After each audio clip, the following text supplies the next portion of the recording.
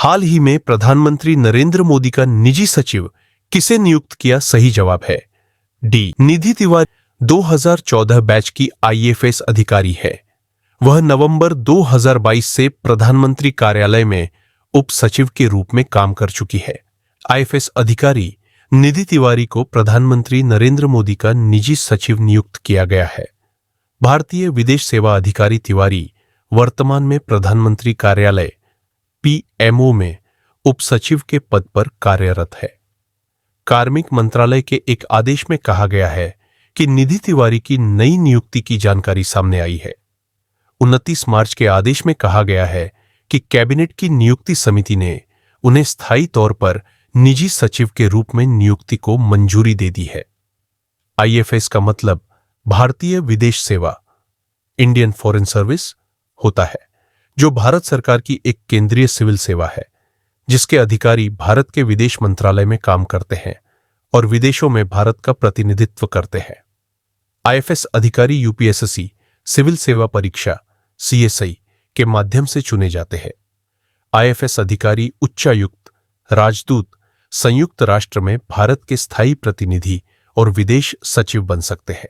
अगला सवाल है, हाल ही में खेलो इंडिया पैरा गेम्स 2025 के दूसरे संस्करण में पदक तालिका में कौन सा राज्य शीर्ष पर रहा है? सही जवाब है हरियाणा। पैरा गेम्स दिव्यांग एथलीटों के लिए एक अंतर्राष्ट्रीय बहु प्रतियोगिता है जो हर 2 साल के ओलंपिक खेलों के बाद आयोजित की जाती है, जिसमें ग्रीष्मकालीन और शीतकालीन दोनों प्रकार के खेल शामिल होते हैं। एशियन पैरा गेम्स 2023 में भारतीय पैरा एथलीटों ने अभूतपूर्व प्रदर्शन करते हुए कुल 111 पदक जीते, जिसमें 29 स्वर्ण, 31 रजत और 51 कांस्य पदक शामिल है। यह किसी भी बड़े अंतर्राष्ट्रीय बहुखेल टूर्नामेंट में भारत का सर्वश्रेष्ठ प्रदर्शन है। भारत पदक तालिका में 5वें स्थान पर रहा, जबकि चीन ने 521 पदकों के साथ शीर्ष स्थान प्राप्त किया। अगला सवाल है, हाल ही में भारत का विदेशी कर्जे में कितनी प्रतिशत बढ़ोतरी हुई है? सही जवाब है ए 10.7%। वित्त मंत्रालय के डेटा के मुताबिक भारत का विदेशी कर्ज एक्सटर्नल डेट दिसंबर 2024 के अंत तक 10.7% बढ़कर 717.9 अरब डॉलर हो गया। दिसंबर 2023 में यह 648.7 अरब डॉलर था। अगला सवाल है, हाल ही में वार्टन एआई के कार्यकारी वरिष्ठ निदेशक किसे नियुक्त किया है? सही जवाब है सी अजय आनंद। जॉनसन एंड जॉनसन के सीनियर वाइस प्रेसिडेंट अजय आनंद को अपना पहला एग्जीक्यूटिव इन रेजिडेंस नियुक्त किया है। भारतीय मूल के आनंद एआई रिसर्च को व्यावहारिक बिजनेस चुनौतियों से जोड़ने में अहम भूमिका निभाएंगे। वॉर्टन के छात्रों को मार्गदर्शन देंगे और अपना व्यापक अनुभव साझा करेंगे। अगला सवाल है, एसएलसी ने हाल ही में किसे अपना अध्यक्ष नियुक्त किया है? सही जवाब है ए शम्मी सिल्वा। शम्मी सिल्वा को सोमवार को यहां 64वीं वार्षिक आम सभा में श्रीलंका क्रिकेट का फिर से अध्यक्ष चुना गया।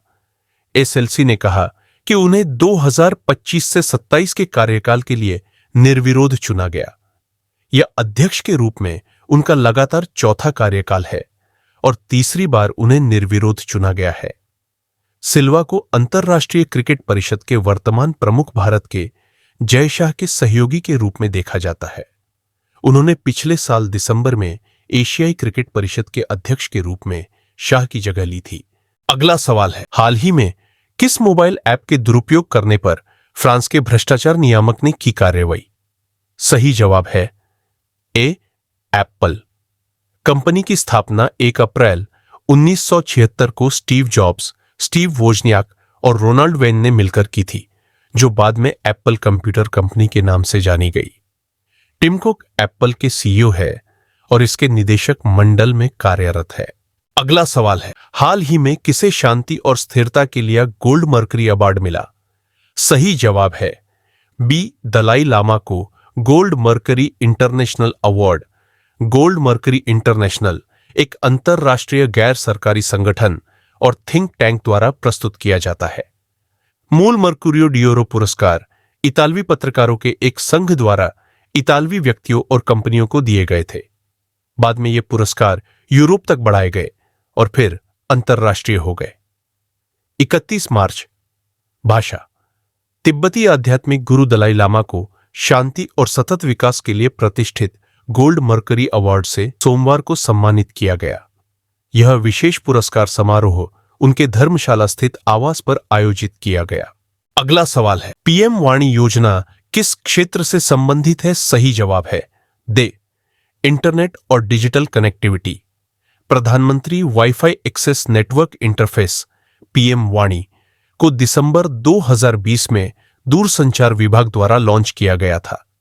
इस योजना का उद्देश्य देश में विशेष रूप से ग्रामीण क्षेत्रों में मजबूत डिजिटल संचार बुनियादी ढांचे का निर्माण करने के लिए सार्वजनिक वाईफाई हॉटस्पॉट के प्रसार को बढ़ाना है।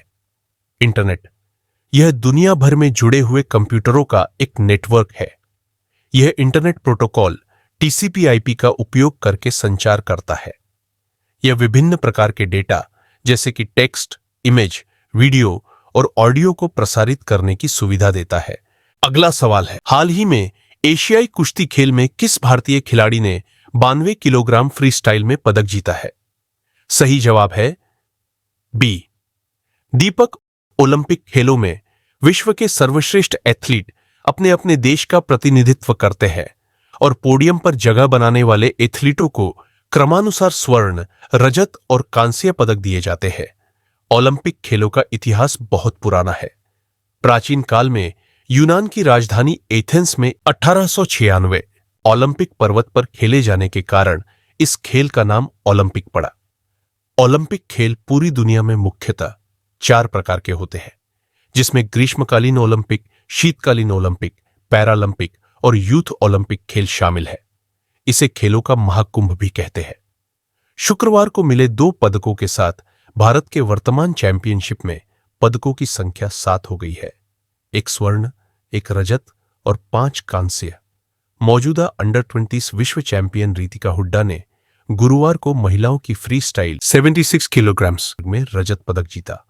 ओलंपियन दीपक पूनिया और उदित को रविवार को पुरुषों की फ्री स्टाइल क्रमशः 92 किग्रा और 61 किग्रा भार वर्ग में रजत पदक से संतोष करना पड़ा। इसी के साथ भारत ने जॉर्डन के अम्मान में एशियाई कुश्ती चैंपियनशिप 2025 में 10 पदकों के साथ समापन किया। अगला सवाल है, फैंटेसी स्पोर्ट्स सेक्टर की कंपनी ड्रीम 11 की मूल कंपनी ड्रीम स्पोर्ट्स ने अपना मुख्यालय कहां शिफ्ट किया है? सही जवाब है बी भारत।